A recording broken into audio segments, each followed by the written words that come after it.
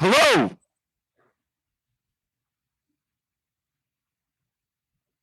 Ladies and gents, boys and girls, welcome to another edition of Tales with TR.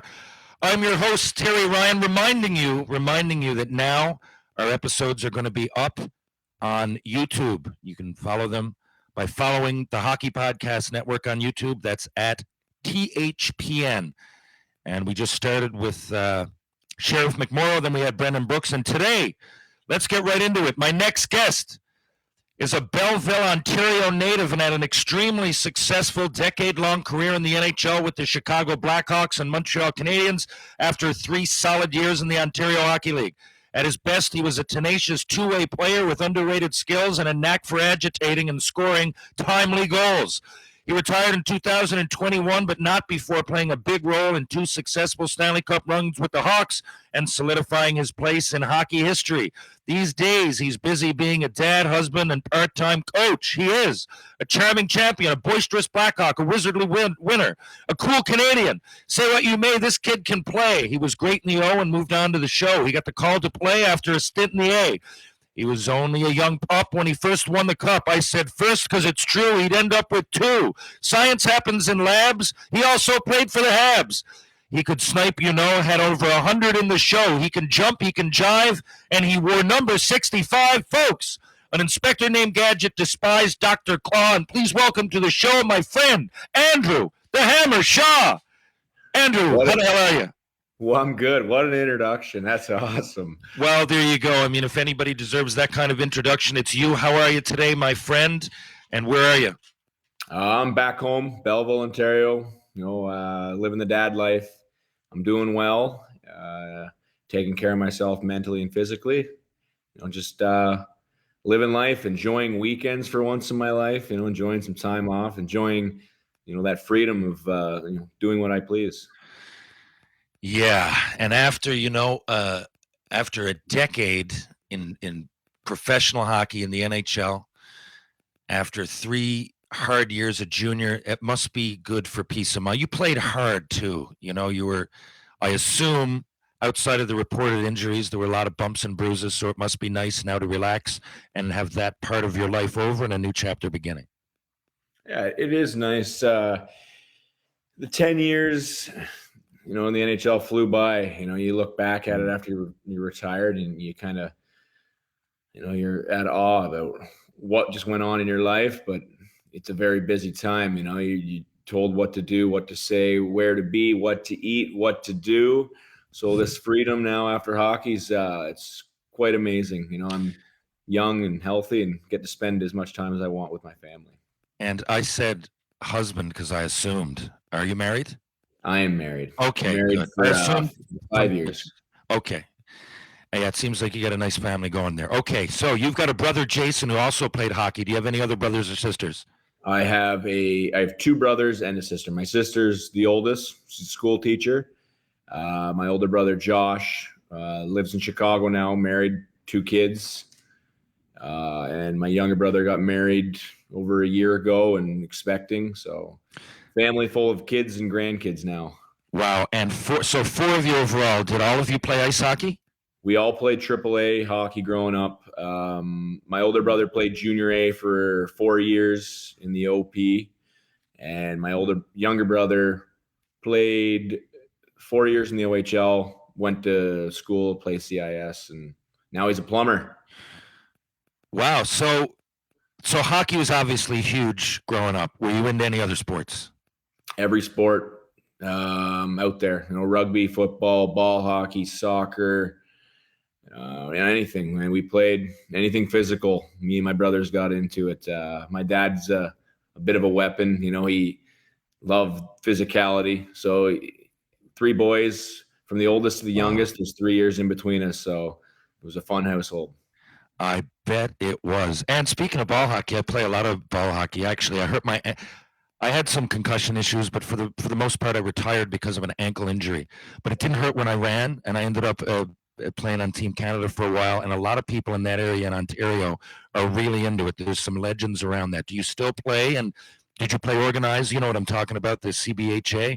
Yep, I played for the Belleville rep team, traveled won provincials, nationals, and worlds twice with Canada. Went over to Slovakia, had a blast, made some friends, made some great memories. And I don't know, if you asked around me the Ontario minor hockey, I might be a little bit of legend myself. I was like tenacious, competitive. I hear. I did it all, buddy. I hear that, because I knew that going in, actually. I had a few buddies that said that they play. I mean, it's a small world, the ball hockey world too, right? So some of the guys that won the worlds with you, I've come across in my career more than once, to say the least. Now, okay, so you're all growing up, you're all playing hockey, you're all playing all these sports that tend to be physical. At what point did you yourself know, I'm going to go and try to be a professional? At some point, I mean, you don't go to the OHL thinking you're not going to be a professional. At least most people don't. I mean, I guess some people go for schooling. But I think everybody's thinking, there's an outside chance here. I can play at least professional, maybe NHL. So at some point, you cut yourself off from those other sports. Did you know right from the beginning it was going to be hockey that you were shooting for, or were there other interests? And what about your brothers? Because they were pretty successful too. Well, I'll tell you, it wasn't fucking school that was on my mind. I wasn't much of a school guy. I played, me and my brothers played road hockey every day after school, played ice hockey, ball hockey. We were a big hockey family. And, we always planned on making it to the NHL like every kid does in Canada. But we always obviously knew, my dad made sure we knew that chance is so slim. But if you work and compete and you give it everything you have, you'll have success, whether it's playing in the NHL, going to school, doing, whatever you want. You create memories, friendships. But there was a time where I almost quit hockey. I got drafted the OHL as a 16-year-old in the 11th round. Went to camp, got cut, came back here, tried out for a junior team, got cut, had to play major midget AAA. Coach was kind of a knob. Took 4 lines, so I was playing maybe 10 minutes a night. Wasn't developed. Really? As a 16, so you get drafted. That was my next question, actually. So you get drafted into the O, and then you get cut from, I guess, a lower junior A or a junior B team.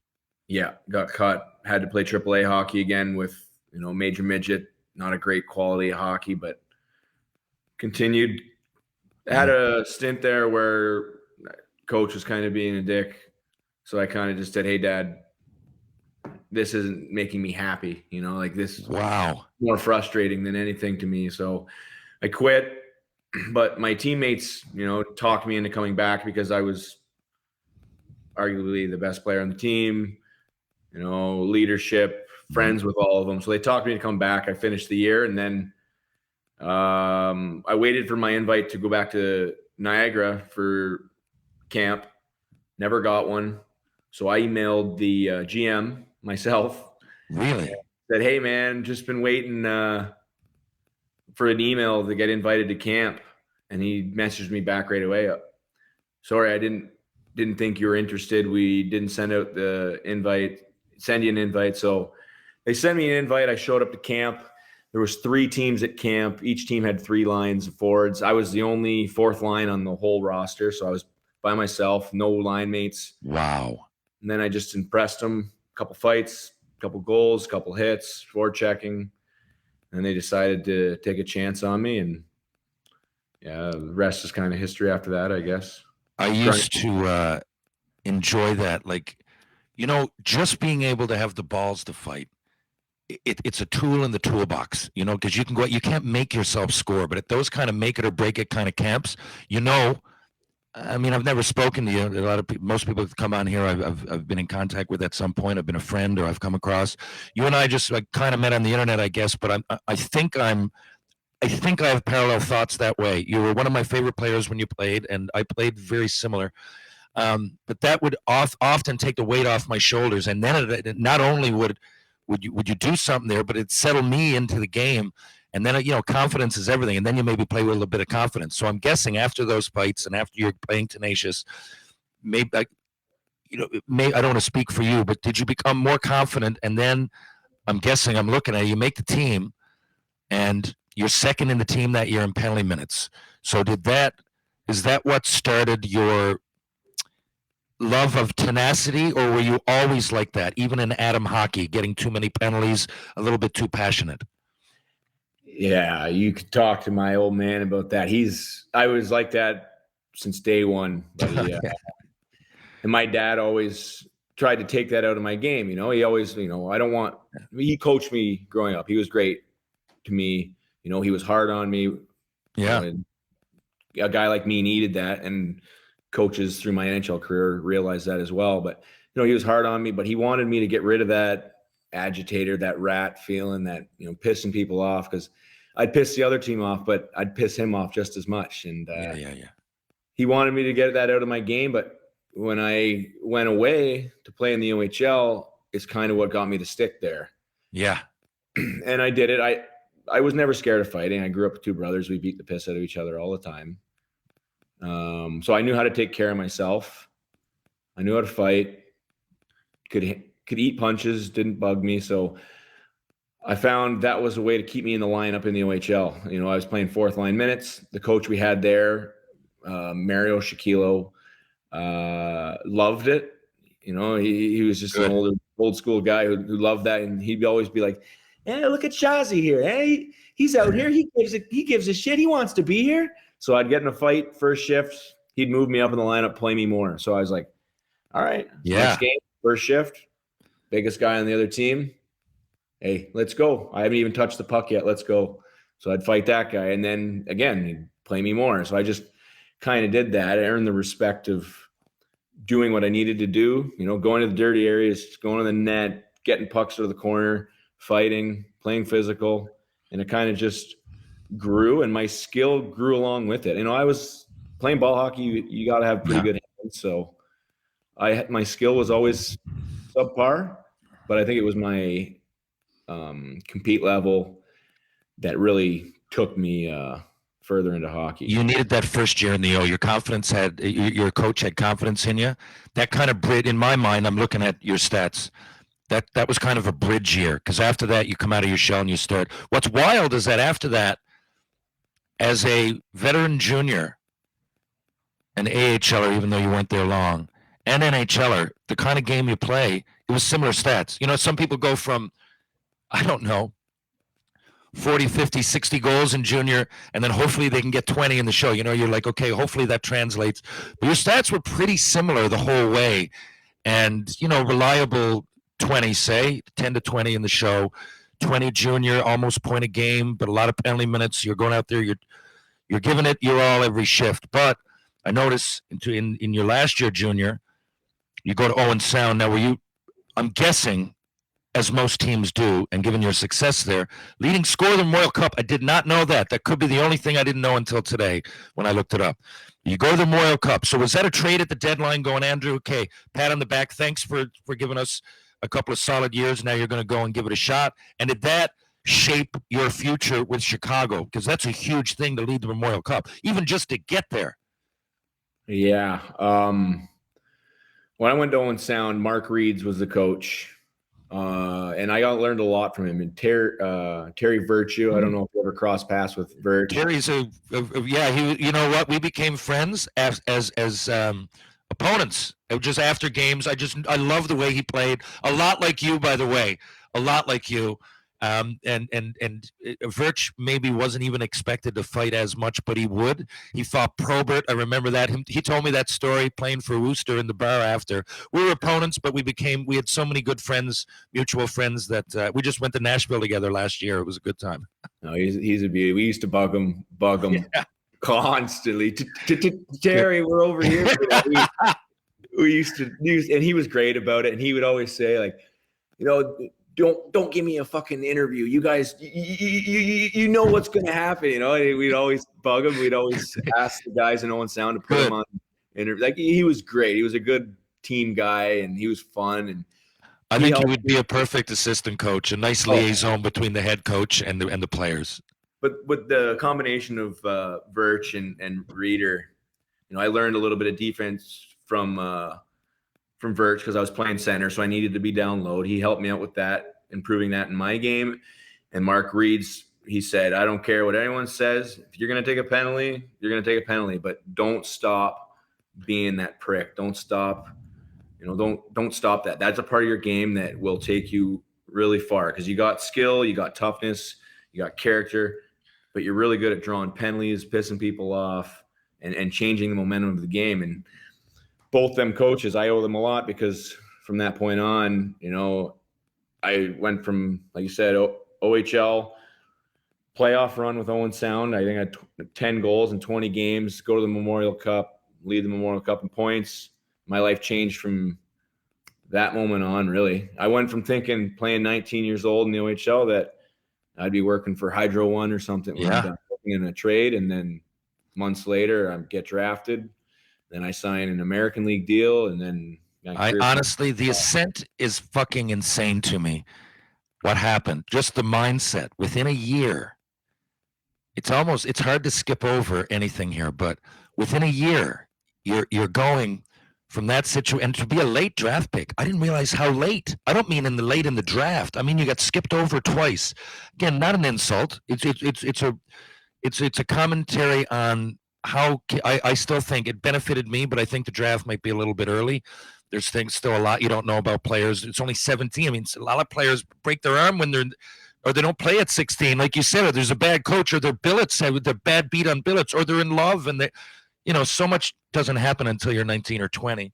Best example I can think. Your body doesn't develop until you're then, for a lot of people. No, right? So, I mean, I get that you can see the blue chippers early, some, not all, but I just think, and Ryan Clough here, one of my favorite hockey players ever from Newfoundland. Clough's the best example I can think of. In his draft year, he looked like Bambi on ice, but you could tell he was growing into something, and his hands were immaculate. If you just sat and watched him rather than just read these stats, he would have gone earlier. But anyway, so that happens.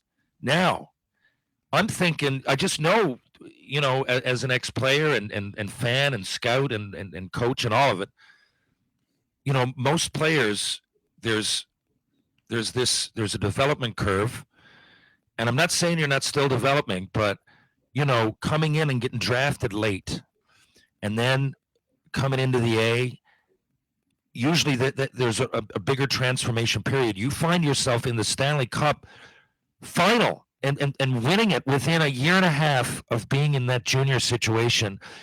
I mean, what was the most remarkable part of that? And I'm including this. I mean, for those hockey players that might be listening to this in junior A or junior B, and you go to the OHL, it's a step. It's speed, right? I found going to junior to pro is speed. But the NHL, it's like everything's moving. And I almost found it, I don't want to use the word easier. It's harder to stand out. It's easier to fit in, because if you just play your role, the puck comes in. It's like you're a cog in a wheel. That's the whole play is happening. But if you start, like, you're playing meaningful games on one of the best teams of the generation. How was that on the nerves? And when did you realize, and for those that don't know, I believe you went to Rockford in the A for half that year, maybe, played 30, 35 or 36 games, and had virtually the same stats as when you got called up. So at some point you get called up. Was that due to injury? And how long did it take you to realize I'm in the fucking NHL? All right. So we'll start first year pro. I was 19 when I got drafted. I went to development camp, beat some kids up, scored some goals. I didn't know anyone. Like, as a kid, I didn't watch hockey. I didn't know who fucking superstars were. I didn't know names or anything. So I go to the camp, don't know a single soul, and all I said to myself was, if you want to play hockey, man, you gotta get people's attention. So I was like, all right, running around, hitting guys, fighting guys, probably pissing people off, scoring a few goals. But at that point, they didn't have an NHL contract available. They had all 50 or whatever, how many they had. They had them all given out. And I remember they came up to me and said, we don't have a contract available, but we don't think going back to the OHL will be good for you. I don't think you've done everything you can do in the OHL. What would you think of signing an American League one-way deal? And I said, where's the pen? I don't want to go play in the OHL. Wow, this is fantastic news. So I signed an American League deal for $50,000, pack my bags. All I go down to Chicago on a bus with is 2 bags of clothes and my hockey gear. And I don't know a soul. I don't know anybody down there. Go down there, go to main camp. get cut at main camp, head to Rockford. And I knew I had to prove myself, because all these guys were on entry-level contracts. Yeah, you have to prove yourself more than it shouldn't be like that, but that's the way it goes. Yeah. So I go down there. I, played in third line minutes on the power play, grinding. It was like 3-3s every weekend, and it would be like, all right, 2 goals this weekend, 2 fights this weekend, successful. Going to the next week, heal up, do the same thing over and over again. And I don't have an agent. When I was playing in the OHL, my mom and dad reached out to agencies. Nobody wanted to represent me. Are you fucking kidding me? Just because they didn't see a price tag on me, They're like, oh, this kid isn't going anywhere. We're not going to waste our time. So I didn't have an agent. I signed the American League deal myself. Went to Rockford. Was living I was paying $500 to live in a basement room of someone else's house they're renting, and no money, nothing, because I owed my parents money, to help me get down there and get settled. Blue collar family, so earn it is the only way, to get it. So I pay them back. It's like Christmas. I think I got $1,000 to my name, no car, nothing. And Mark Bernard calls me into the room, the GM of Rockford, and he says they want to sign you to an entry-level contract. They just traded Rob Klinkhammer away for some draft picks, so it opened up a contract spot. And at that point, Dan Carcillo just got hurt, so they needed that agitator, kind of guy on their team. So we started negotiating. I wanted to get a car. I didn't care if it was an expensive car. I just wanted to have my own car, so I didn't rely on rides. So their entry-level contract was league minimum, no signing bonus, 3 years. And I think I went from 50 to 60,000 in American League. So I was like, all right, well, all these other entry-level contracts are getting like 60,000 a year signing bonus, 90,000 a year signing bonus. I was like, can I get anything like that? I don't have a vehicle. I don't have any money. Like, I'm a broke kid living. And are you literally saying this yourself and through your parent? You don't have an agent yet? No agent. Holy shit. This is wild. Good for you. Someone in the PA had to be on the calls to represent me, but it was me doing all the talking. They were just there legally. And Mark Bergevin was the assistant GM in Chicago at the time. So I was dealing with him, and it went from no sign bonus to 5,000. And I was like, all right, guys, like, can we get a little bit more? And they said, no. I go into that next weekend, 3 games. I think I had 3 or 4 points, a fight. They call me on the Monday and say, hey, let's get this, let's get you signed. We'll bump it up to 10,000 a year. And I was like, no, guys, I need a little bit more money. They're like, well, if you play in the NHL, that's your bonus. And I was like, well, if I'm playing in the NHL, it's me earning a paycheck, but there's no guarantee I'll be playing in the NHL. I wanted to get some money. So then we went back to the drawing board. They said no. Another weekend came in, Chicago, all their brass was at the game, put up 2 goals, got in a fight, played unbelievable. After the game, they're like, we need to sign you $15,000 a year. And I was like, can you get me up to like 30 or 40,000 a year just for a sign bonus? Because I just wanted to buy a vehicle. I didn't want to rely on anyone. And then midweek, I got called into Mark Bedard's office. They gave me a contract, like 40,000 first year, 30 the second, 20 the last year, plus league minimum in the NHL. So I said, fuck it, I'll sign it. Signed it. Go out for practice, come off after practice. Bernie calls me into his office and told me that I got called up. Wow. Are you fucking kidding? First of all, good for you for doing that and not know. I mean, Jesus Christ, like that's a pretty huge responsibility and big decision for a kid like that to be making. And you were right, but there's no guarantee that they're going to go for it. Good for you. Okay, sorry to cut you off. Keep going. So it was January 3rd, 2012. I signed the contract before practice. After practice, got called up to play my first game January 5th. So I go back to my house, and they have to send a car service to pick me up in Rockford because I don't have a vehicle. So the guy comes and picks me up, takes me to the hotel. I go to the rink. I don't know anyone. And I remember talking to my parents and saying, I got to do something to stand out. And My parents organized a bus from Belleville to go to Philly, and there was 60 people on that bus to come watch me play in Philly. They all sat in the 300 levels. Oh, that must have felt great. Second shift. Second shift. Ronaldo. We just scored. I come on. I started the game with Taves, Sharp, Seabrook, and Keith. That was the starting line. I mean, this must be blowing your fucking mind. I mean, not that you don't have confidence in yourself, but this is quite the story. It's not like you just snuck on and played a couple games with some, I don't want to name anything, but a last place team. You're coming on here in this situation, and you fought with Ronaldo, I think, wasn't it? Tell us. I believe got some stitches. Tell us the rest of the story.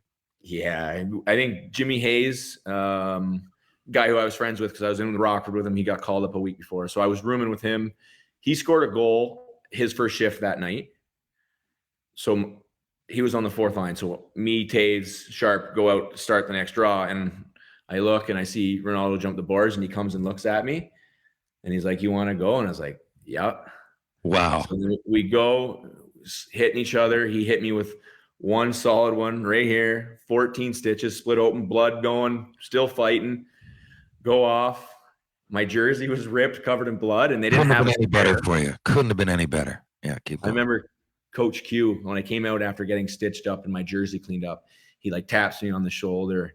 He's like, I don't think we needed a fight there. I was going to tell you not to fight, but fuck it, you would have done it anyways, buddy. So he was so like good to me as like a father figure, a coach figure.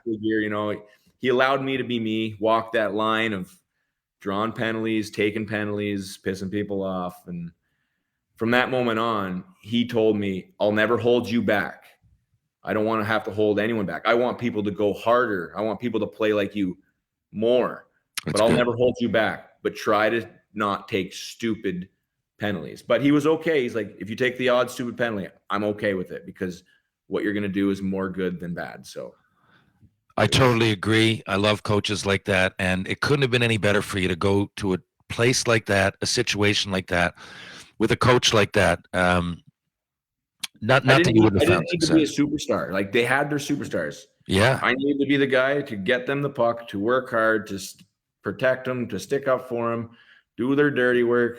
So it was easier for them to play, And so then, And then now after this game, this is your first game. You must have felt a weight off your shoulders. You contributed in a big way to a big game. It's not like your first game was in Columbus. It's in Philadelphia, a mecca of the hockey world, between two historical teams with fantastic players. So that must have felt good for your confidence. I mean, did you stay up the rest of the year? I sent down for like a week before the deadline. But that game too, I scored a goal on my first NHL shot. So my confidence, like you said, just kept building from there, and to do that in front of my entire family and friends was, I got to see them after the game quickly. It was a thrill, man. So and go ahead. That's January. Right? This is January 2012. So a year and 4 months later, you're hoisting the Stanley Cup over your head. I mean, you know what I mean. Talk to Rick Nash, who played, I don't know, better part of 2 decades, doesn't have a Stanley Cup. That just popped into my head. There's all kinds of players. So I'm guessing then the rest of that season, you've got that. You've got the second part of 2011, 2012 to really, you become a Blackhawk. Now, there's no denying it. In the summertime, you go back, you're full, being before the 2012, 2013 when you end up winning. So you come back the next season. You're second in the NHL, albeit the first one was shortened a little bit, but whatever. You played the second part of the year, you did well. You come back. Did the feeling, because you're on the Chicago Blackhawks at the beginning of today's kind of dynasty, the way I look at it, but so is the feeling in the room, we can win the Stanley Cup early, and you're still getting your feet wet, but at what point did all of that become a reality? Like, was it Christmas the next year going, you know what, I'm in the NHL, I'm not going anywhere. It's my second year in the league, and now we're going to win the cup? Or did it all seem surreal, like a dream? So it was actually the lockout. So Oh, yes. I was on the entry level. So everyone on entry level, there was like 5 of us that were in the NHL that were on entry levels. They sent us all to Rockford, which was fun. You know, we stayed in shape. We played games. You were still fighting. Didn't you get suspended down there? Big 4 or 5 game suspension. I got a 6-gamer. Yeah. 6-game suspension. Fuck, man. That's pretty risky.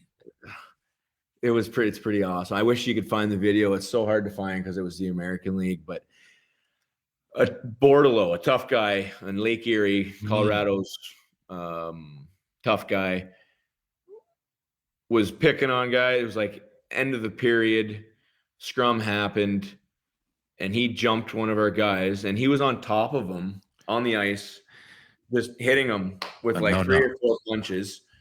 Not one of our players on the ice or the refs were grabbing this guy to take him off. And the guy was pummeling our guy. And I was sitting on the bench and just fuming. And I just said, fuck it.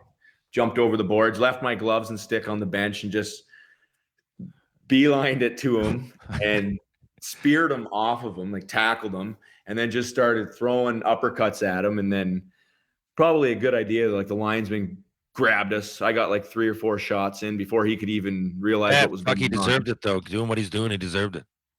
And then, the best thing about it was Stan Bowman, Q, coaching staff, all the management was there because it was the lockout. There was nothing going on in Chicago. So they were there and they saw that. And I was like, fuck, they're going to be pissed. You know, I'm getting like a 6-game suspension. And they all came down just smiling ear to ear. Like, you're fucking crazy, Shoresy. Like, good on you. You know, good for you, sticking up for your teammates. And I actually, my mom was diagnosed with breast cancer that week, and they knew I wasn't going to be able to play because I was suspended. So they were great. They let me go home. I went home for, a week and a half to see my mom and see my family, and then head back down after the suspension. First game back, 1-game suspension. I didn't know that part. Yeah, I blew up Brett Sterling, some little rat. Just blew him up, and they gave me a game for it. Well, like they say, I forget the exact saying, but it's like, as a coach, some coaches would rather get the horse back into the barn than a horse that didn't try to leave in the first place. I think I'd look at it the same way, especially if it's Rockford. Nothing against the A, but you don't want to stay there anyway. And, it's really about your development, really, and not really winning the Calder Cup at that point. I hate to say that, but if I'm your brass watching, I'm probably happy that you still have that passion, because that's the reason that I want you on the Blackhawks. Again, don't want to put words in anybody's mouth, but that's what I think. Okay, but so now lockout ends, man. You were asking, did we think we were going to be good and win the Stanley Cup? Well, we went, I think it was like 26-0 or 25-0-1, or like undefeated in regulation for the first 26 games that year. Okay. And we knew then. I didn't realize that. Yeah, there was no stopping us from that point on. And we knew we were the team. We were president winners, but we ran into trouble in playoffs against Detroit, which we were down 3-1 in the series, facing elimination. And I don't know, we had good leadership, man. Really good leadership. They all, I was 21 at that point, so I was young. I talked a lot in the dressing room, but it was never about anything important. It was just me rambling, being a buffoon. Doing what you do. Yeah. Doing what I do, which the guys rode me pretty hard for, but didn't stop me. Wasn't going to stop me from being me.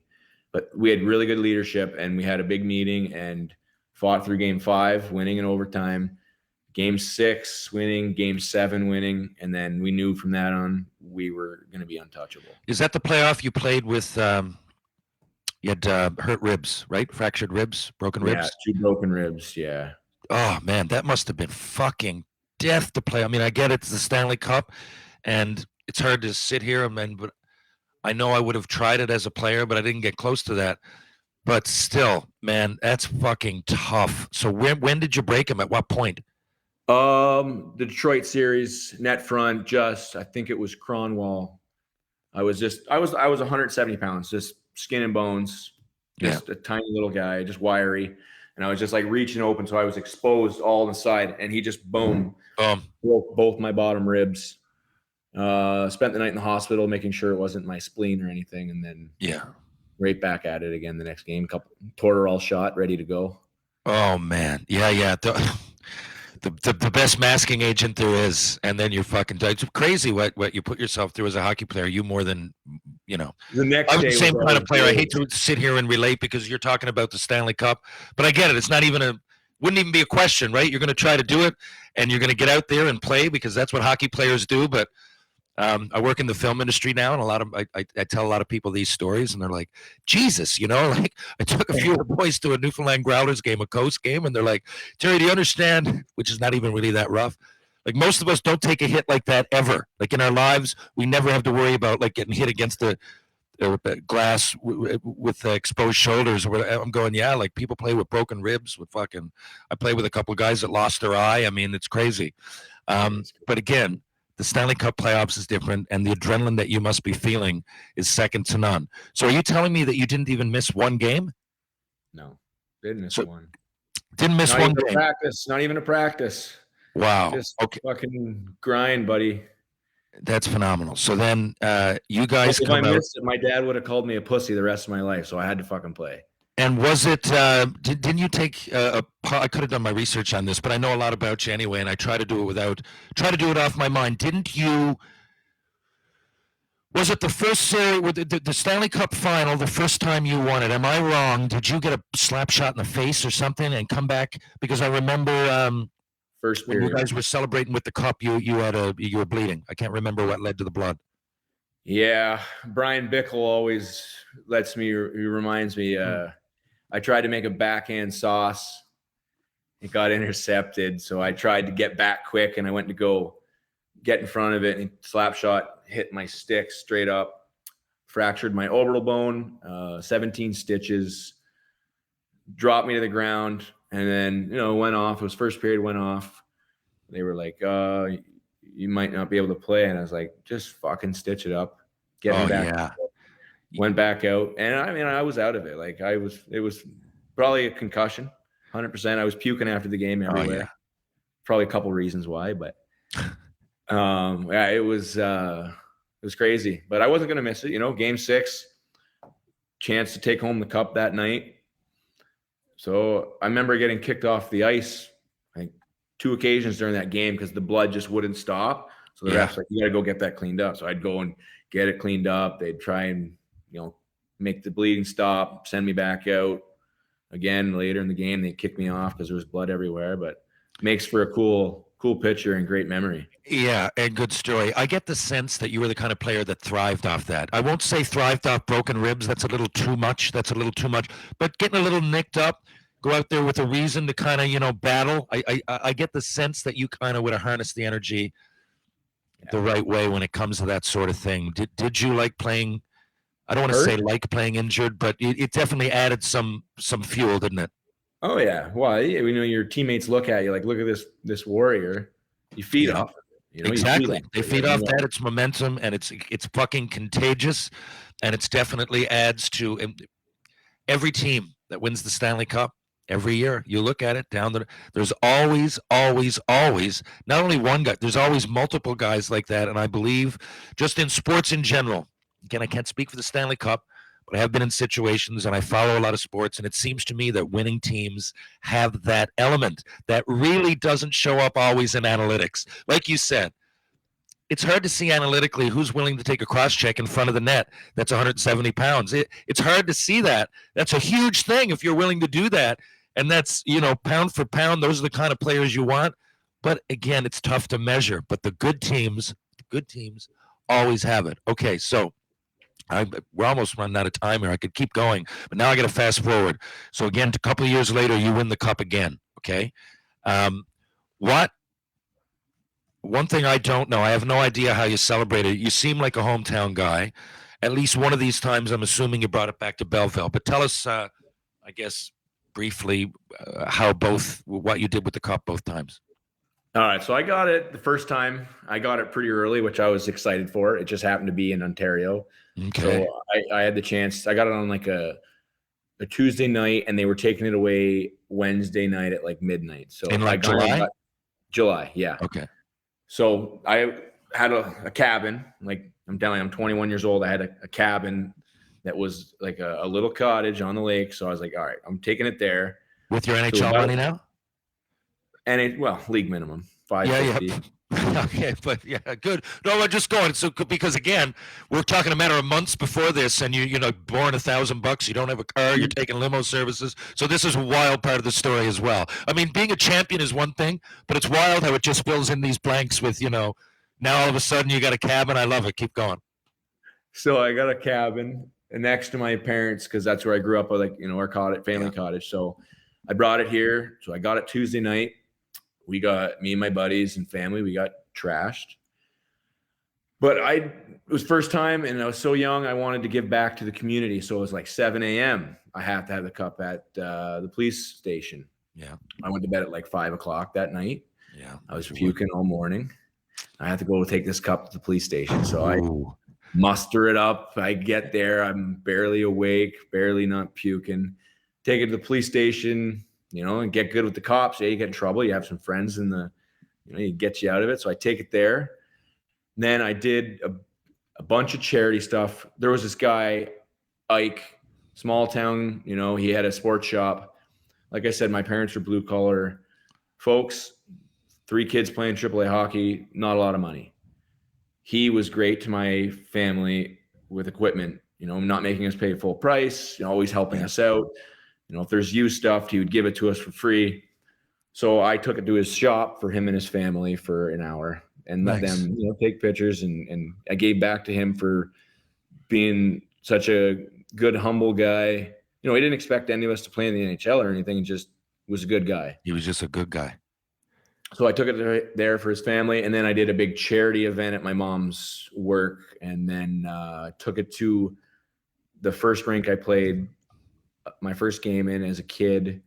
Wasn't a rink anymore, but downtown Belleville, and I had fans come in and take pictures and meet everyone.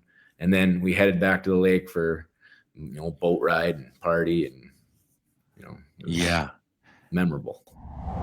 The action never ends at DraftKings Sportsbook. With tons of ways to bet on all your favorite sports, you can fuel your fandom and feel the heat of the season like never before. Plus, right now, DraftKings Sportsbook is giving new customers a risk-free bet up to $1,000. That's right. Make your first bet up to $1,000, and if it doesn't win, you'll get another shot to cash in. You can throw down on all the major action for hockey, baseball, golf, MMA, and more. Plus, with same-game parlays, spreads, money lines, over-unders, and props, your betting options feel endless. Best of all, DraftKings is safe, secure, and reliable, so you can deposit and withdraw your cash whenever you want. So, what are you waiting for? Download the DraftKings Sportsbook app now, use the promo code THPN, and make your first deposit and get a risk-free bet up to $1,000. Again, that's promo code THPN, as in the Hockey Podcast Network, only at DraftKings Sportsbook. Minimum age and eligibility restrictions apply. See show notes for details. This time of year, everyone's talking about making big changes, which is all well and good, but most of the time, pretty unrealistic. You've probably found that the smallest changes to your routine can actually make the biggest impact. In the same way, you don't have to break the bank to make a big deal purchase. Even the smallest things can be part of a big change if it's something you use every day, just like Raycon earbuds. Raycon is premium audio at the perfect price point, so you can build great habits without breaking the bank. Whether you're looking for a pair of everyday earbuds, low latency gaming headphones, or a speaker with a battery that will last all night at your next party, Raycon's got you covered. And yep, Raycon start at half the price of other premium audio brands. That means you don't have to choose between products. You can get one of each, or a pair and a spare, and still pay less than you would with some of the other guys. Even if you know you'll love your Raycons, Raycon wants to make sure you feel great about your purchase. They offer buy now, pay later options, and every purchase has an easy and free return guarantee. Ready to buy something small with a big impact? Go to buyraycon.com/THPN today to get 15% off your Raycon order. Again, that's buyraycon.com/THPN to score 15% off. buyraycon.com/THPN. And how about you played with some reputable beauties on the Chicago, but well, your whole career, I looked at your teammates. You've had some beauties on there, coaches as well. But I'm wondering, because we're in an era now, who's right and who's wrong. Okay, things change. In my day, you'd probably be fined if you didn't go out with the team for beers, and you didn't have a good reason anyway. And now it's more bring your video games on the road. You guys were kind of in the middle. Did you enjoy? Did the Chicago Blackhawks? You don't have to be telling way stories out of turn here, but did you guys get together for beers and meals during the year? Was there? It seems to me there was a level of camaraderie there that I think would have resulted from a lot of off-ice companionship, but you don't really know. Everybody's different. It's becoming more and more, what's the word, self-involved kind of a game. Elitists with money growing up, playing hockey. Like I'm blue collar too. My dad was a teacher. My mom didn't work for the most part. If she did ever, it was laborious jobs. And, there was a lot to keep me going, and I moved away, and they came with me for a year.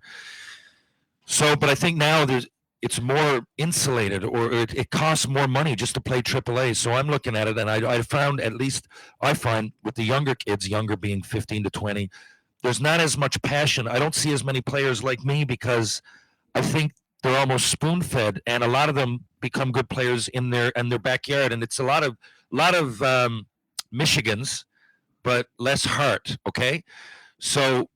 And I think that's not just personal; that's team-wise and everything. You can see that when you look at, I don't know, the major leagues. I went to a game in Yankee Stadium a few years ago. Players are coming in with their entourage and sitting alone, and I know some players on the inside and tell me how it goes. It seems like each sport is fading into this do it for Instagram personal. It's more selfish than anything, right? Yeah. You guys seem to have that camaraderie. Did you hang out a lot? It's all we did. It's all we did, man. Obviously, there's like the cliques. The Europeans hang out and they go and eat their super healthy food, and older veteran guys with kids. They all hang out. But when it was like the road, it was dinners, beers, pools, the beach. And when we would go to dinner, we would have rules like, if you look at your phone during dinner, you're paying the bill. So everyone would put their phones in their pockets for 2 hours, and no one would talk, or no one would be on their phone. Everyone would talk. We'd have conversation. We'd hang out, get to know each other. I loved that about that. But as the years went on, it got worse and worse. Guys are staying in, ordering room service, playing video games, talking to each other on headsets. Now I hear these stories. It almost scares me. I'm like, Jesus, what do you like about the game? You feel, my God, like players that, I guess there's a level, of course it's a living. Of course you need to be a professional, but for me, and I'm sure for you, those things are just as important. The off-ice camaraderie, you got to be, to me, being a professional is knowing how to tread that line. It's not only being a robot. It's, look, how am I going to get these teams? How am I going to unite these guys? How are we? And then it becomes fun. You don't have to really feel like you're trying when you're on a team that is really close. And if not, I'm glad you said that, because I wondered, I said, is it just that they were so talented and had so many legends on that team and they were going to win anyway? But it seems to me that, there was a glue off the ice. There was a glue off the ice, away from the rink, at the rink. Like that era, man, the players, there was a lot of superstars and there was guys like me who just worked, and everybody held each other accountable. Like the D would be fucking all over us if we didn't get the puck in. We'd be all over the D, like on the bench, FU matches. And then we weren't sensitive about the whole thing. We would go, great way to put it, after and fucking laugh about it. And now you don't have to be sensitive about it because you're all buddies. It's like you're in a schoolyard. It's like you're playing ball hockey, right? Yeah, but you got passion for the game. I want to win. You want to win. We all win. We all succeed. We all get paid more if we all win. Yeah, so let's do it together. Yeah, exactly. No, I'm glad to hear that. Actually, one of your ex-teammates is a good friend of mine now, Scotty Darling. He came over to Newfoundland to visit the summer for George Street Festival. Highly recommend that too, by the way. Yeah. But anyway, he seems like that kind of a guy. I never really asked him that question, but I can see that he would have been a bit of fun. He's a perfect example. We all held each other accountable. In 2015, Crow wasn't having a great series against Nashville. Put Scotty in the pipes. He stole the show, won us the series. Next series, game 1, Crow's back in net. Scotty wasn't upset. Crow wasn't upset. We all moved on. We were all successful. We all won. Fucking rights. Yeah, no, that's great to hear. It's fucking fantastic to hear. That's the way real teams work. And have you heard his stand-up? He's not bad. He's not bad. I follow him on Instagram, so I've seen a few of them. Eh? Hey, at first it seemed like this pipe dream, but he's getting better and better, drawing bigger crowds. I wish him all the best because I've done it. It's not easy to do that. I was in that situation a few times and got offered, and I did it. There's a fine line between public speaking and stand-up comedy, you know? Stand-up comedy, you feel pressure to have a laugh. Like if a minute goes by, you start being a little bit tense. But anyway, he's a natural, and I'm glad he's doing it. It's not easy to put yourself out there like that. Okay, so I got to ask you, too. You played for 2 Original 6 teams. You're going up in Belleville or thereabouts. I'm guessing you weren't a Montreal Canadiens fan, but if there's one thing I can relate to, it's putting on that jersey. It made me feel good, and it's different. It feels different in Montreal than everywhere else. It's almost like each day you go to the rink, you can hear the legends of Rocket Richard, Guy Lafleur, Jean Beliveau, you name it. It just feels like they're in the dressing room with you. But how did you enjoy your time in Montreal? I know you guys didn't win the Cup, but it seems to me that you had some great years. Almost 50 points one year, one of your most successful years in the NHL. How did you enjoy it? I loved it, man. So I'll start where I got traded. So I was trying to re-sign Chicago. They had cap issues. Came down to the draft, and my agent called me in the morning of the draft, and he said, they're going to trade you. And I have 3 teams that I can get you to. This is Pat Brisson, and Pat treated me like I was one of his superstars. He was a great person, you know, great agent. So he calls me and says, I got 3 teams. You can go to Calgary, Winnipeg, or Montreal. And I live right in Belleville, 3.5 hours from Montreal. And I was thinking that'd be pretty awesome to play that close to home. So I said, Montreal. I get traded there. My dad calls me 2 minutes after getting traded, and he goes to me, there's 29 other fucking teams in the NHL, and you got to go with the one that I can't fucking stand. I just sensed that. Yeah. Just Ontario boy, you know, like French separatist, Ontario, you know, they always clashed, you know. Totally. Your area, there's not a lot of Montreal fans, man. I know that. No, but I was excited. He ended up loving it because they had Molson right in the family room. So he'd come down every Friday night, stay the weekend, come to a game. You know, I had my daughter there 1 year too. So it was nice to have family close and friends close, and putting on that jersey, coming out there, playing in front of that crowd, that city, man, it's electric, man. You know, it's electric. Yeah. They have hockey. That's it. All they care about is hockey. And the real fans of the Montreal Canadiens respected how I played. They knew I wasn't, you know, there was that hype. I was going in there, a 2-time Stanley Cup champion, but right away I said, hey, look, I'm not going to put up 30 goals. I'm not going to put up 50 points. I'm going to come here. I'm going to work hard, compete, hit, fight, help this team mature to try and win. And I felt like I was doing a really good job, and I enjoyed my 3 years there. My teammates were great, had a lot of fun. Some of my best memories with some of those guys there. And it sucked when they called me and traded me back to Chicago. I was happy to go back to Chicago, but I never wanted to leave Montreal. I loved it. I was just playing with Max Domi.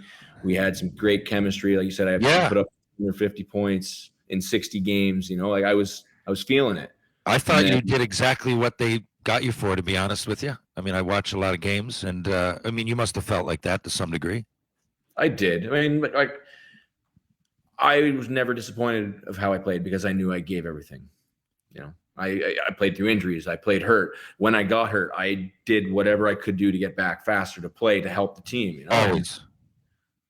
Some people didn't see that way. Some people saw me as, oh, we could have had DeBrincat. Oh, this guy's got concussion issues now. Like, what a terrible trade. And it's like, but deep down, I knew the real fans knew what I did, what I brought, and I sacrificed my overall health to try and help the team win. So, well, look, I went to a fair number of games when you were playing, and you always, there was, like you said, you knew you were playing. I think you're the kind of guy I almost felt guilty if the game went by and you didn't make a hit or you didn't go to the net or you didn't start a fight or you didn't score or do something. So, you were every game brought something. If it, you brought the fans to their feet somehow, and you were the most consistent at doing that in the games I saw that year, which was quite a lot. And that's really, I don't want to say why you're there to bring the fans out of their seats, but a guy like you, the fans and the players notice when you play on edge, and whatever that might be, you need to almost play recklessly and on edge to be yourself. It's a catch-22 because it lands you right where you are now. You get injured, right? You hope, I don't know, some of my favorite players, Eric Lindros is one.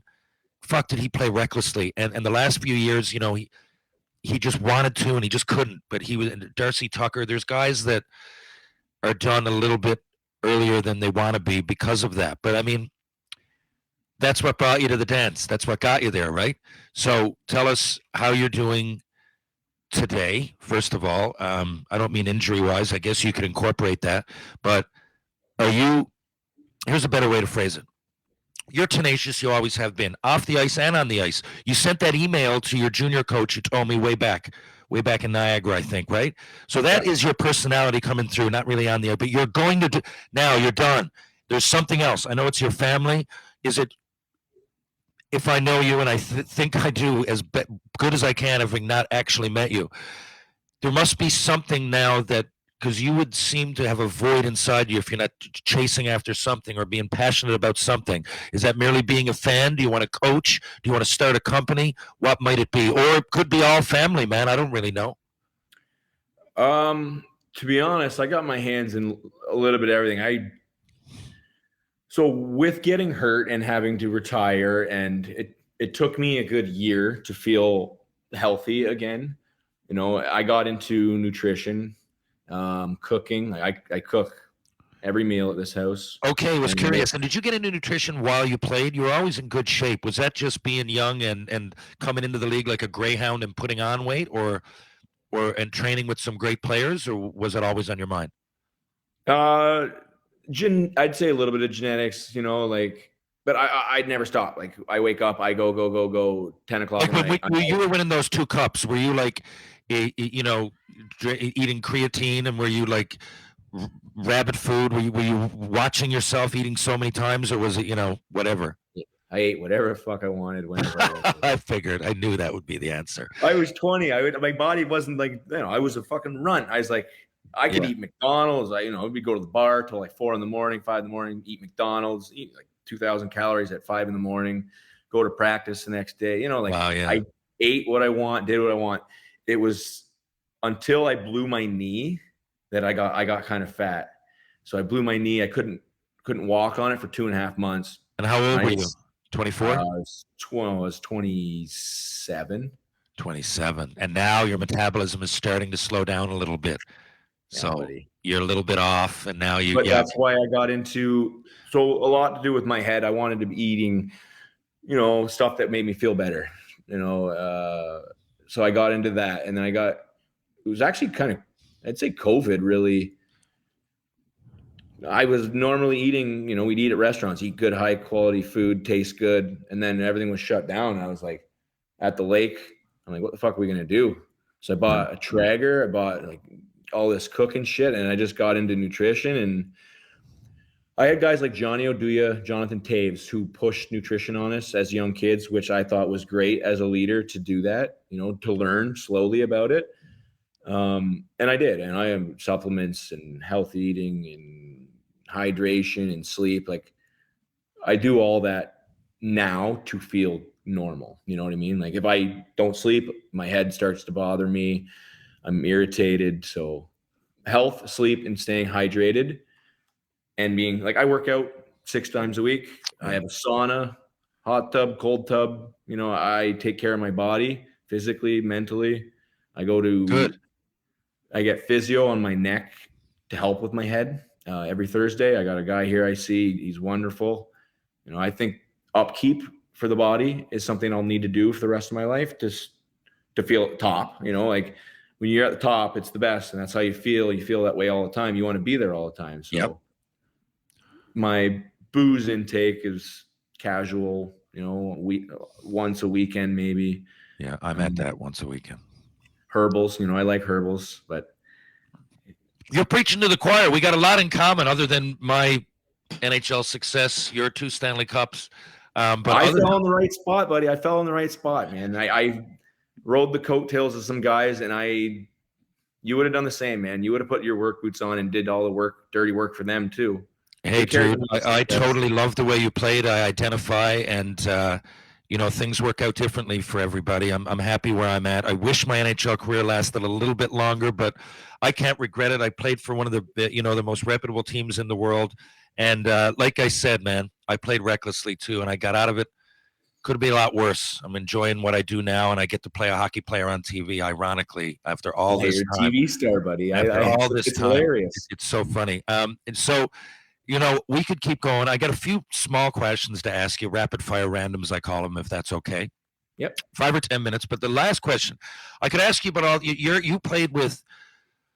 Just on those teams, I mean, I could go through Keith and Taves and Hossa was there, right? And Kane and Seabrook. You keep going. How many people that you played with that are legends now that are going to be in the Hall of Fame? But we'd be here for 3 hours, and maybe next year, maybe we'll meet each other at an alumni thing or something. We can do this again next year. But one thing I want to know that I'm fascinated by, of all those players, I love Patrick Kane. He's one of my favorites to watch. So maybe outside of that, Corey Crawford, because he's one of the last goalies to me that was reflexive. Like he doesn't just take up angles. I love Dominic Hasek, came a little bit before you, but he reminded me of him in a way, and he found a way to get it done, and no one really ever gave him his credit, and he kind of phased out after being, a multiple Stanley Cup winner in today's day and age is hard to do, and a goalie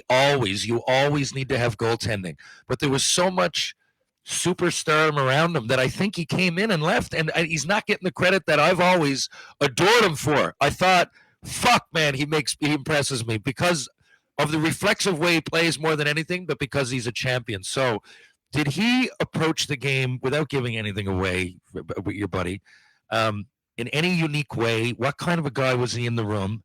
I don't even really know. I heard he's a decent guy, so he must have been a decent leader.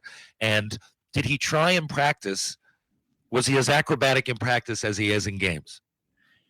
I think why he was so good is because he was so competitive in practice, and it related into his game. But as a guy in the locker room, like when I was young, coming up, Brian Bickle was a buddy of mine, and they were really good buddies. So I was with him quite a bit. He's a nice guy. He was quiet. He respectful. He wasn't like one of those weird goalies, though. That's almost why I asked, because some goalies are really weird, and I wouldn't hold it against him. But he wasn't super weird. He's a goalie. He had his things, but good guy, great competitor, great leader, and like he held him. You could tell when he had a bad game, he was pissed at himself more than anyone else was, upset with him or whatever. He took it to heart. He competed, Quebecer kid, like he grew up probably watching Patrick Waugh and wanted to be a gamer. And he was, man. I always felt bad too, because they never gave him the credit. Ever. In 2013, they said, the media was all say, oh, he can't catch anything with his glove. They're going to go high glove on it. And the next game, it was he can't stop anything blocker. And as a player, you hear this shit from the media. But he never let it phase him. He just kept going out, working, competing.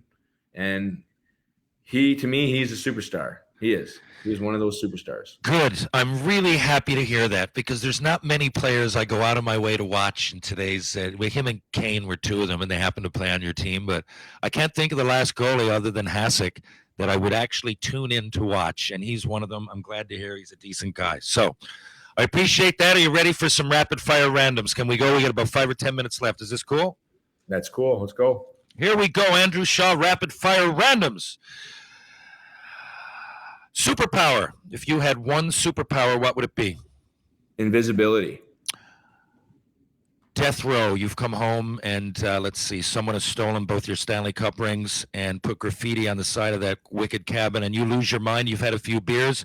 You punch him, but he hits his head off the ground, and now you're going to jail for manslaughter. But it's in Texas, and they convict you of first-degree murder. Now you're going to death row. What is going to be your last meal? I gotta go burger and fries. Burger, fries. Nice. A man of simple tastes. Mean that in a good way. Favorite jersey outside of hockey? Favorite jersey outside of hockey? Fuck. Like I said, I didn't watch sports. I played sports, but I don't know. We'll go Brady. Guy's a legend. Okay. It's a great answer. DJ name. You got to pick one of these names. So right now, someone comes to you. You don't have a choice. You have to be a DJ the rest of your life. It's going to pay you $10 million a year, and other than that, your family is set. You get a new car every year. So this isn't a matter of what you want to do. They're going to set you up, and you got to pick a name. DJ Dougie. DJ Dougie. You got one. You got one. Well, I had four, but I mean, I think I'm going to take DJ Dougie. The four were Andy Dandy, Punk Shaw, DJ Shawzy Kink, or Punk Daddy. Punk Daddy. Punk Daddy? Punk Daddy. That was the first one, DJ Dougie. So, okay, one or the other, DJ Dougie or Punk Daddy. Why did that pop into your head? Have you already been a DJ? No, my buddies all call me. My dad's name's Doug. They always call me Dougie Jr. Okay. So DJ Doug would that be your nickname? I assumed Shawzy, but everybody would probably say that. All my close friends here call me Dougie. Okay. Fair enough. Perfect pregame meal. Pasta, butter, noodles, salad, some chicken. Did you mix the sauces together? Or no, you just said butter noodles?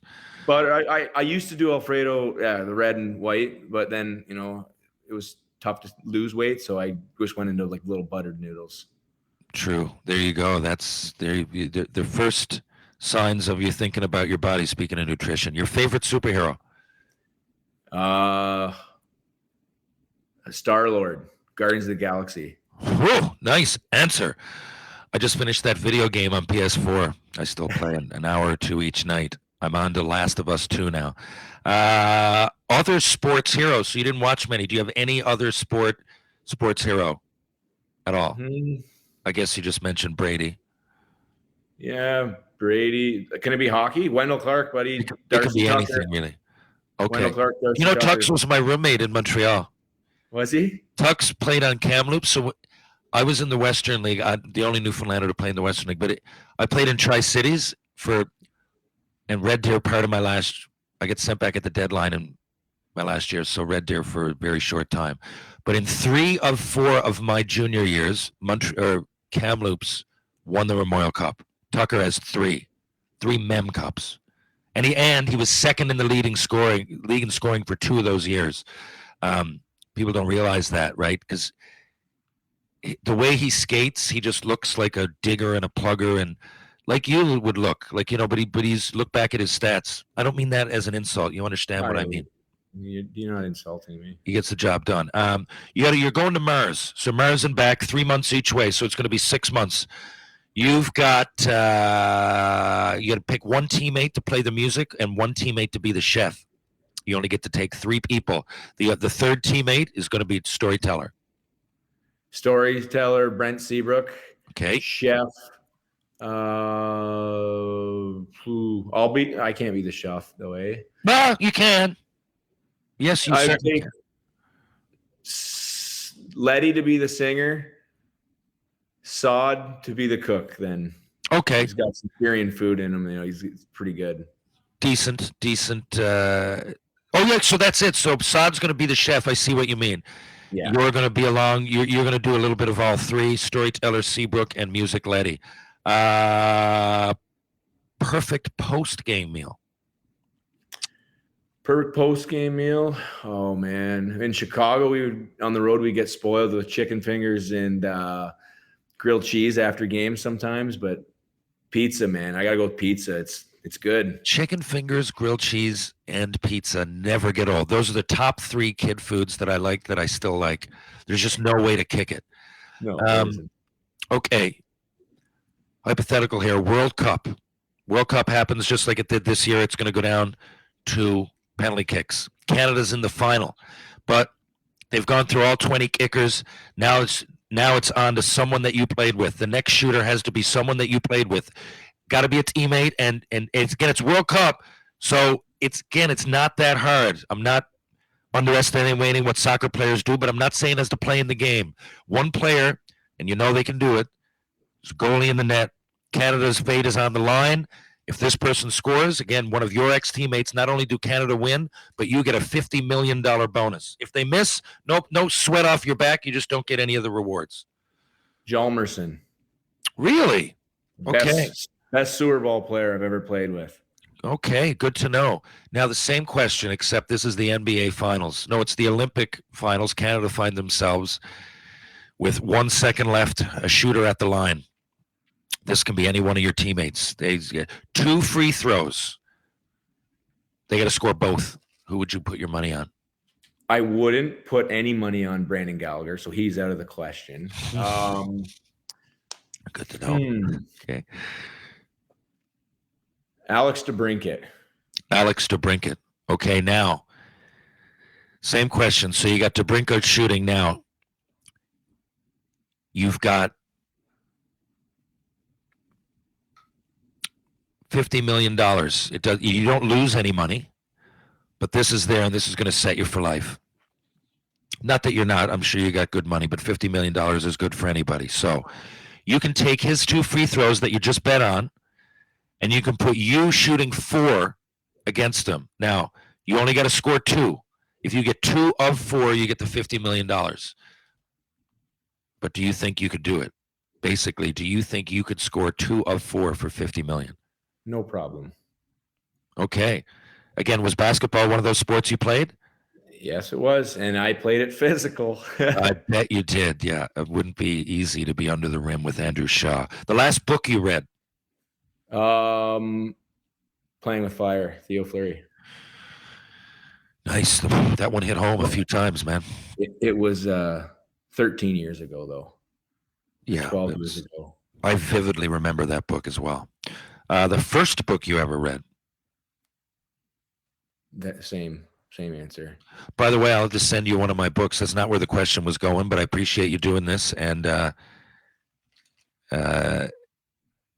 as a former Montreal Canadian, there you go. I'll send you the book. Favorite board game? Right now, Monopoly Deal. You play that a lot, I guess, with your kids, don't you? Yeah, kids, wife, brother. Yeah, cards. I play cards, lots of cards. Were you a cards guy on the bus, like Schnarples and stuff? Schnarples on the plane, everything, yeah. Schnarples still goes? Okay.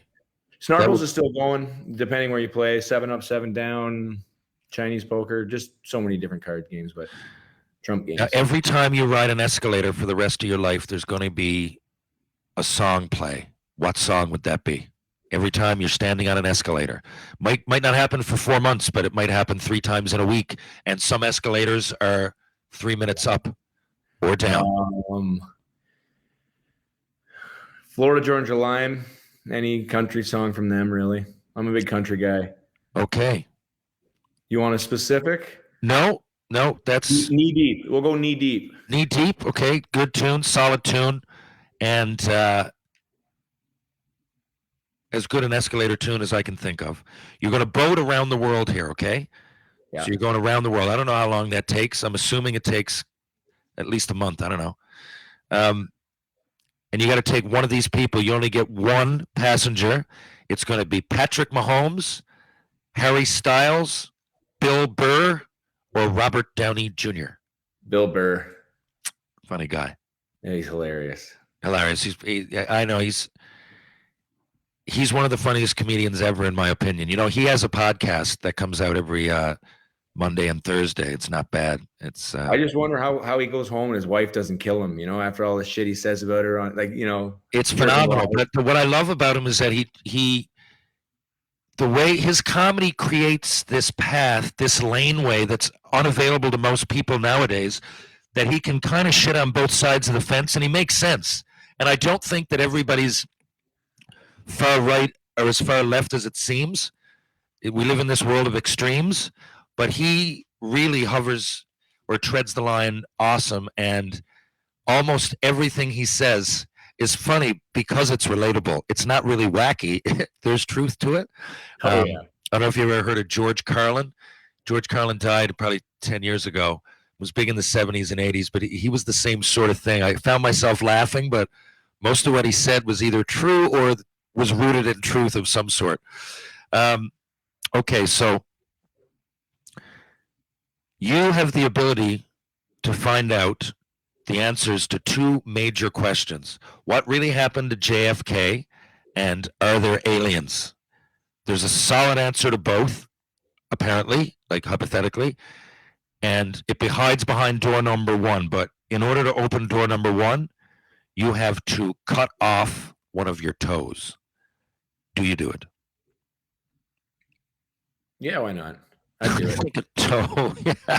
I like how you said, yeah, in 3 seconds, just, yeah. But see, that's the kind of player you were, right? It's impulsive and, Well, if you get the truth out of losing a toe, fuck the toe. hey, that's a big one too. That's like almost taking one for the team because everybody wants to find that out, right?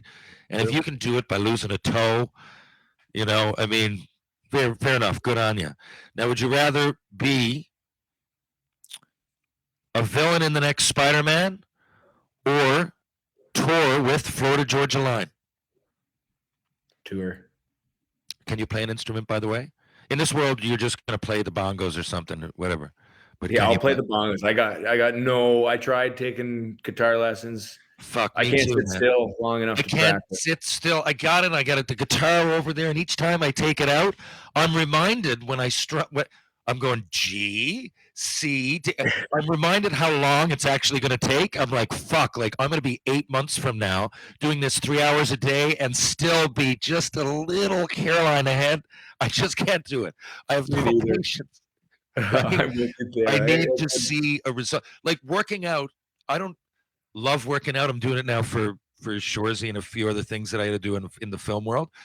I've never really, like, I don't mind the ball hockey playing 10 hours in a row or cardio in some degree. I'd rather a ball there, but just to work out.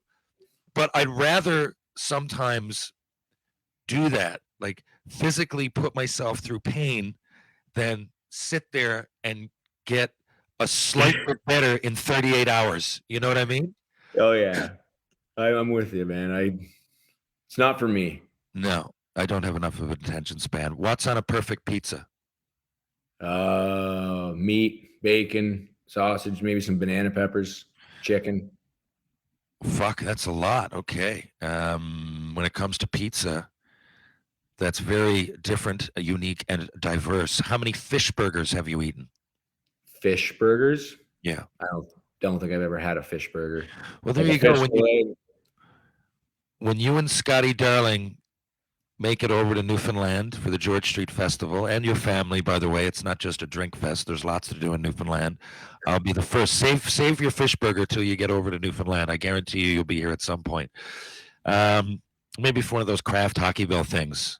There's only so many places in Newfoundland. It's not like Ontario. And a lot of them, half the population is around St. John's. So at some point, if you just keep doing it, the odds are it'll be here. Okay, the rest of your life, you got to pick one of these things. Be a pilot, and then you're going to be a very successful. So I'm saying a pilot, chef, player agent, or magician. But if you're chef, I don't mean like at Jungle Gyms downtown St. John's. I mean at wherever you want to be, the Royal York in Toronto, wherever the fuck you want to be. At the fucking Great Belleville Hotel, I don't fucking know.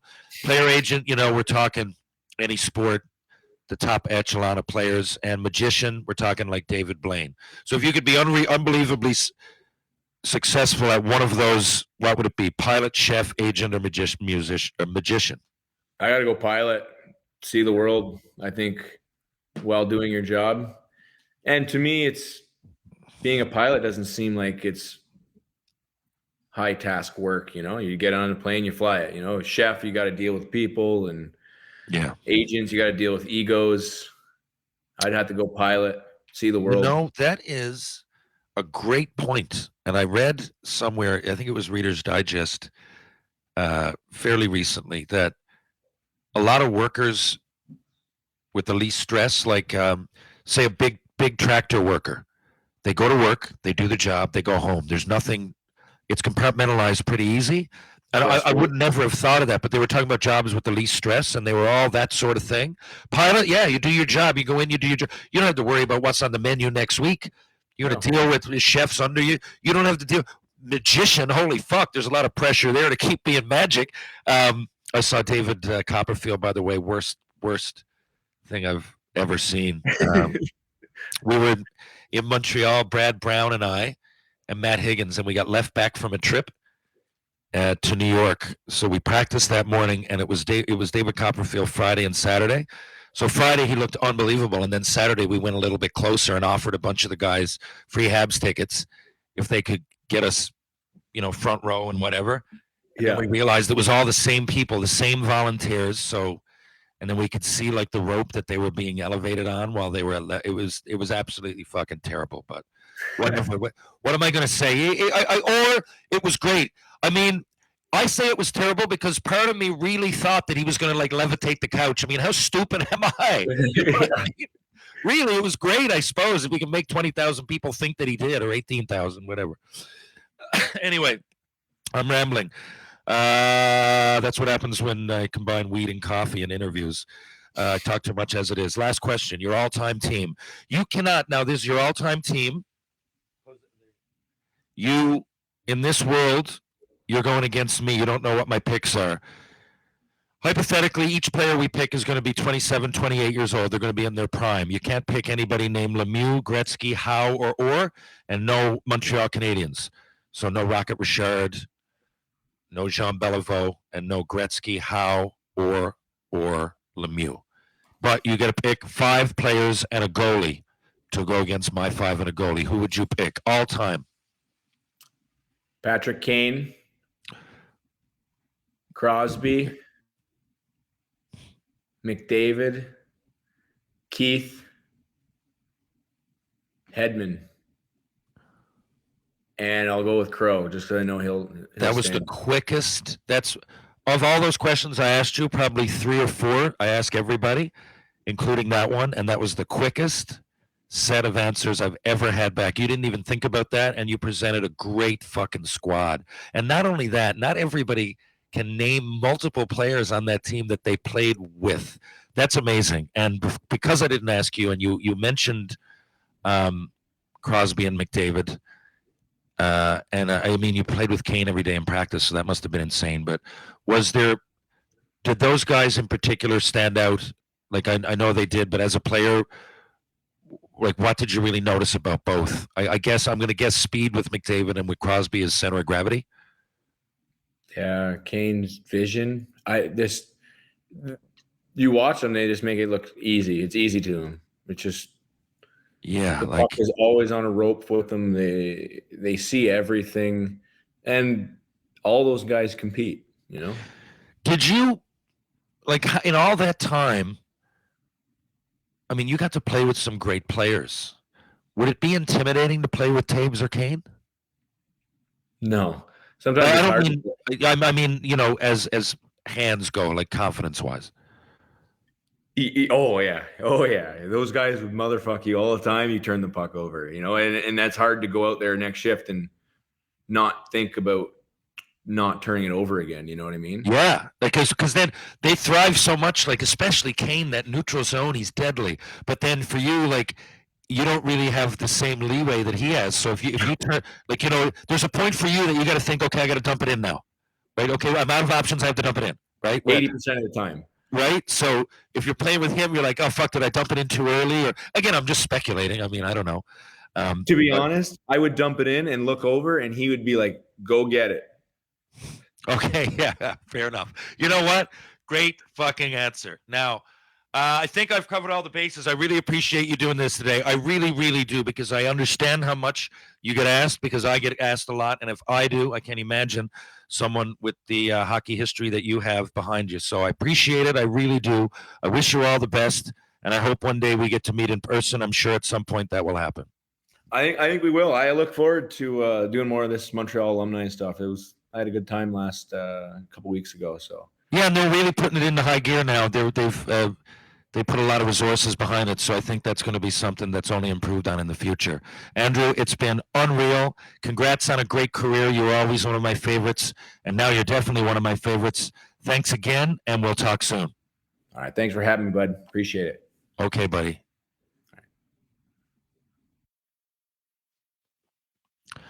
Okay, folks. That was Andrew Shaw. Thanks very much for tuning in. That was a real treat for me. One of my favorite players to watch. I think I mentioned that 3 or 4 times. But really, he reminded me of myself. And I'm not trying to be cocky when I say that. I'm certainly not trying to say that I'm anything close to the player that Andrew Shaw is. But, you know, it's in a relative lens, I guess. That's the game that I played. That's the game I strive to play in the minors. Usually my stats were similar to Andrew's. You know, I came in with a little bit more of a junior resume and expectation. But other than that, the way that we view the game and the way that we view success, the way we view what attributes it takes to have a team win, even the way, you know, we dealt with concussions. I didn't really get into that a lot. Just I know what it's like to have a concussion and have to keep talking about it and answering those questions. So I kind of stayed away from that. But I do relate to what it's like to have to retire a little bit early. But of course, I didn't play 600 games in the NHL, and I don't have 2 Stanley Cups. But let's just say this: Andrew's a like-minded hockey player that I really respect, and I hope we don't run out of. Like he kept mentioning, blue collar. Right? He lives in Belleville. He didn't go to Florida. He didn't move to Hawaii. Not that I'd hold it against him if he did, but a real down home, you know, he appreciates where he came from. He's a blue collar guy. Hear how many times he mentioned his family and his mom and his dad. And, you know, it's just no fluke that he played like that he was such a great teammate. And I fully believe it's how he grew up and how he was taught the game.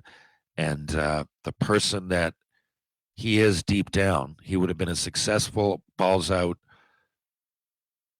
fucking baseball player or rugby player or accountant or whatever he decided to do. That personality is going to come out. And of course, it's fantastic for hockey. So once in a while, you get these players that come along and they defy the odds, right? They get drafted late. They're 5'10", 5'11", 170, I think he said. In the NHL, that's small, even if you were just a pure scorer, let alone an agitator, a hitter, a fighter. But, you know, he defies the odds because the will, you know, the will and determination and focus, if you have that, and his is a 13 out of 10, right, then the other things will come along. He's a pretty good player. He has the heart of Rudy Rudiger, but the skill of an NHL regular, right? But because his heart is so fucking big and he played so recklessly and tenaciously that one almost forgets that he consistently got 20 goals as a pro, a few years, you know, as a junior, as a pro. And in the NHL, he'd get between 10 and 20, but he always missed games. You know, banking on Andrew Shaw to get 20 goals in 82 games was, 15 was a lock. And, you know, a guy like that to be that tenacious and fight the tough guys. Like I said, he had 50 points one year in the NHL. Not easy, but definitely easier when you've got teammates that love you and respect you and a fan base that'll go to war defending you, you know? And I don't hear too many people say too much bad about Andrew Shaw. So this will be up again on YouTube. It's Tales with TR, obviously a hockey podcast, but you're going to find it under THPN, the Hockey Podcast Network. And we're going to see a little trial run. And if it picks up a little bit of momentum, I'll leave these out on YouTube for the world to see. So thanks again for tuning in. Okay, have a great weekend. If you're downtown St. John's, why not hit up the Bull and Barrel, Trinity Pub, TJ's Pub, Rob Roy Confusion, Green Sleeves, or the Martini Bar. If you're going to have a beer, if you're going to have a bite to eat, why not hit Merchant Tavern? God, brain cramp. Why not hit Merchant Tavern, Blue on Water, and of course, Wedgwood Cafe. Rope Walk Lane is the site of Power Conditioning, Ryan Power Conditioning. There's personal classes, adult classes, kids classes. Rope Walk Lane for strength and balance in the body and mind. Look no further than Power Conditioning. Shoot me a note or Power Conditioning on Instagram for more information. Mr. Lube with locations on Torbay Road and Kenmount Road. Live, laugh, lube.